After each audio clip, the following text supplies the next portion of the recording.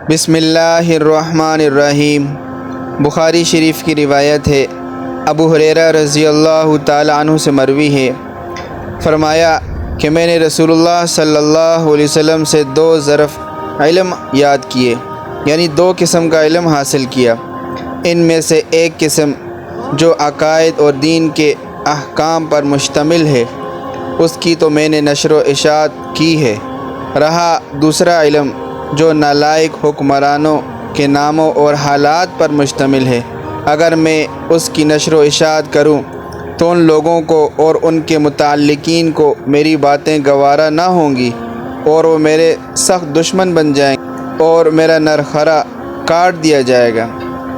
چونکہ وہ صرف آئندہ کی خبریں ہیں اور دین کی تعلیم سے ان کا تعلق نہ ہونے کی وجہ سے ان کی اشاعت مجھ پر فرض نہیں، اس لیے میں ان کو ذکر نہیں کرتا۔ البتہ اشارہ کنایہ میں حضرت ابو ہریرہ رضی اللہ تعالیٰ عنہ نے ان کا کچھ ذکر بھی کیا۔ مثلاً وہ یہ دعا مانگتے تھے۔ فتح الباری میں اس کا ذکر ہے کہ میں نے اللہ تعالیٰ سے سن 60 کے شروع ہونے جب یزید کی حکومت قائم ہوئی اور بڑے صحابہ کے اعتبار سے بنو امیہ کے لونڈوں کی حکومت سے پناہ مانگتا ہوں جو یزید سے شروع ہوئی۔ ابو ہریرہ رضی اللہ تعالیٰ عنہ کی دعا قبول ہوئی اور وہ یزید کے حکمران بننے سے 1 سال پہلے وفات پا گئے۔ مصنف ابن ابی شیبہ میں یہ روایت نقل کی گئی ہے کہ حاضرین نے پوچھا کہ لونڈوں کی حکومت کا کیا معنی؟ فرمایا ان کی صفت یہ ہوگی کہ اگر تم نے ان کی اطاعت کی تو جائز ناجائز احکام ماننے کی وجہ سے تمہارا دین برباد ہوا اور دین کے اعتبار سے تم ہلاک ہوئے، اور اگر تم نے ان کی بات نہ مانی اور نہ فرمانی کی تو وہ تمہیں ہلاک کر دیں گے، یا تو جان سے مار دیں گے یا تمہارا مال لوٹ لیں گے یا تمہاری جان و مال دونوں تباہ کر دیں گے۔ بخاری شریف کی روایت ہے، حضرت سعید بن عمر رضی اللہ تعالیٰ عنہ کہتے ہیں،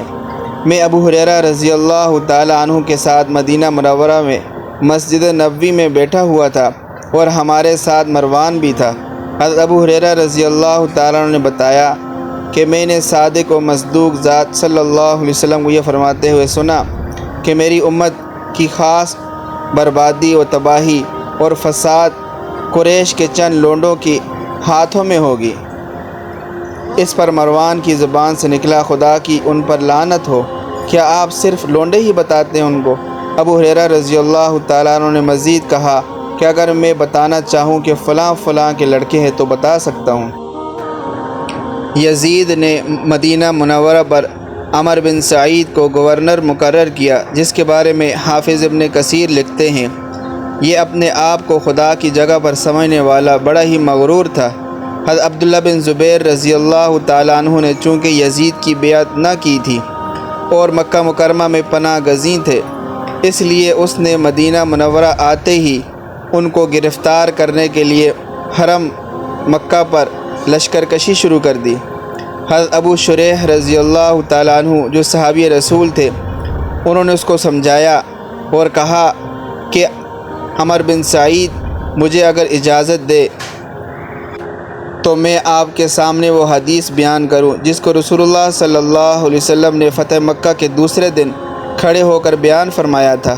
اس کو میرے دونوں کانوں نے سنا اور میرے دل نے اس کو یاد رکھا، اور جس وقت آپ اس کو بیان فرما رہے تھے میری دونوں آنکھیں آپ کو دیکھ رہی تھی۔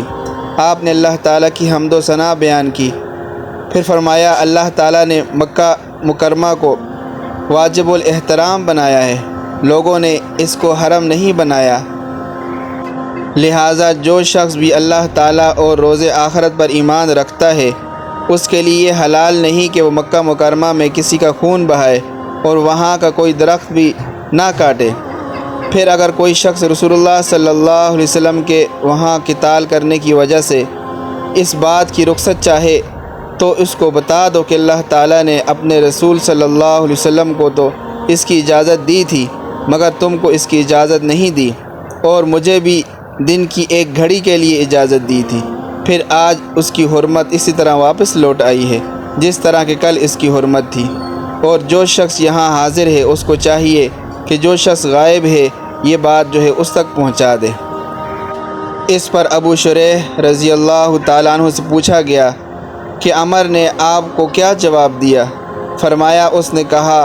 کہ اے ابو شریح، میں اس بات کو آپ سے زیادہ جانتا ہوں،